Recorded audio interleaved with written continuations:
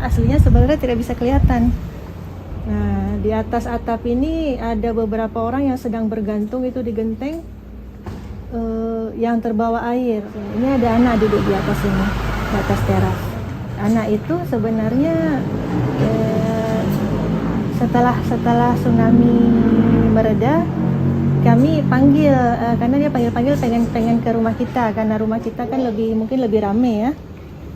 Jadi setelah kita selamatkan situ, anak itu cerita dia pergi dengan naik motor dengan bapaknya lari, kemudian bapaknya terkena ombak, anaknya juga terkena ombak, kemudian dibawa sama air ke arah rumah itu. Habis itu dia bergantung ke teras itu terus naik menyelamatkan diri. Kemudian pas datang ombak kedua, akhirnya dia naik lagi ke atas atap lebih tinggi.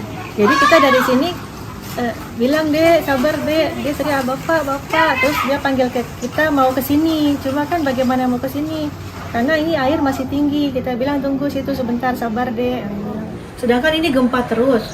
Akhirnya kita bilang sudah, kita turun saja, kita cari ke tempat yang lain yang lebih tinggi. Akhirnya kita keluar dari daerah ini. Jadi keluar dari daerah Lamjame ini, jalan kaki ke arah Simpang Dodi. Itu ke arah Simpang Dodi pun berjam jalannya karena saking banyak sekali puing-puing. Jadi kita berjalan itu di atas puing-puing dan potongan-potongan tubuh manusia. Malah kita lagi jalan, saya tersangkut-sangkut potongan kaki, terjumpa potongan kepala. Kemudian kita di rumah ini kan ada beberapa orang yang tidak sempat naik ke atas, jadi kita kehilangan mereka. Sehingga sambil kita turun, kita ketemu banyak sekali mayat-mayat terhampar. Kita bolak-balik satu persatu mayat ini, apakah ini saudara atau bukan. Jadi kita balik, ini saudara bukan, oh bukan, ini saudara bukan. Tapi kita saking banyaknya mayat tuh jenazah, kita tidak bisa buat apa-apa ya. Kemudian kita berjumpa dengan beberapa orang yang sedang sakaratul maut, sangat kehausan, katanya minum. Sedangkan kita sendiri tidak ada apa yang bisa dikasih. Jadi kita doakan, kita tutup sedikit dengan apa-apa yang bisa kita tutup, jangan terlalu terjemur kepanasan. Jadi kalau pengalaman melihat setelah tsunami itu segala macam di depan mata, yang jenazah bertaburan, yang bahkan binatang-binatang juga ada, anjing yang lemas di sini. Kemudian bahkan kita ketemu buaya putih juga ada. Buaya putih ada di atas rumah ini, di atas rumah tetangga. Dan memang saat itu tidak banyak yang bisa kita tolong, paling kita cuma bisa berdoa, kita ingatkan yang sudah lagi sakaratul maut tuh kita tuntun semana bisa. Nah, di Simpang Dodi itu sudah berkumpul banyak orang-orang yang katanya mencari keluarganya yang rumahnya di arah sini. Kita bilang nggak bisa tembus ke sana, kan ada yang pakai mobil, nggak bisa tembus ke sana. Akhirnya saya waktu itu jumpa sama satu halati yang ada keluarga yang bawa mobil mencari keluarganya sini. Akhirnya saya titip halati-halati yang lain yang di rumah ini, Umi semua titip di mobil itu, tolong bawa ke rumah Jida di rumah yang agak ke tengah kota.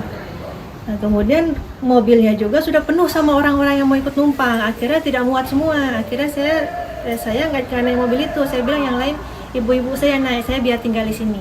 Kita cari jalan sendiri bagaimana. Akhirnya mobilnya pergi ke arah pulang ke rumah Jida. Saya masih di situ, tiba-tiba di Simpang Dodi, kita lagi jalan ke arah Ketapang. Jadi jalan kaki dari Simpang Dodi ke arah Ketapang. Di Simpang Ketapang itu tiba-tiba diteriak lagi, air naik gitu. Orang-orang yang sudah trauma dengan apa yang sudah terjadi dipikir ada air naik beneran. Nah, akhirnya semuanya panik berlarian. Sampai kan yang sudah selamat dari tsunami pun tergiling-giling mobil. Jadi meninggalnya bukan karena tsunami, tapi tergiling sama mobil-mobil, truk-truk yang panik ikut lari ke arah tempat yang tinggi. Sampai ke Ketapang karena air panik ya, orang banyak lari-lari lagi, dibilang air naik. Sebagian keluarga ada yang lempar diri masuk ke mobil yang sedang jalan, tuh mobil pick up.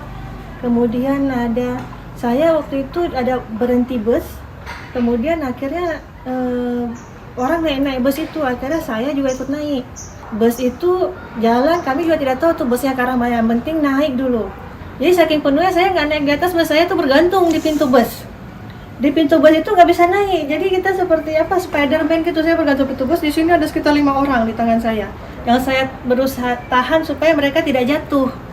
Jadi saya ini bergantung di sekitar 1 kilometer, saya bergantung di pintu bus dan berusaha kasih masuk orang, karena orang yang di pintu bergantung juga, yang di depan saya ini tidak bisa masuk saking penuhnya.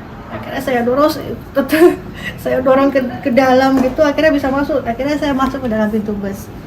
Akhirnya jalan ikut bus, rupanya bus itu mungkin ke arah Medan ya. Akhirnya kita ke arah Janto, langsung akhirnya ke Sare. Turun di Sare karena sudah gelap di situ. Di Sare kan ada SPN ya, sekolah polisi. Nah, kita turun di situ. Rupanya di situ pun orang tidak tahu apa yang terjadi di Banda Aceh. Nah, besoknya itu pengalamannya luar biasa ya, naik turun dulu. Hari kedua saudara-saudara datang kan, mau mengambil barang-barang. Kita kan sini ada barang-barang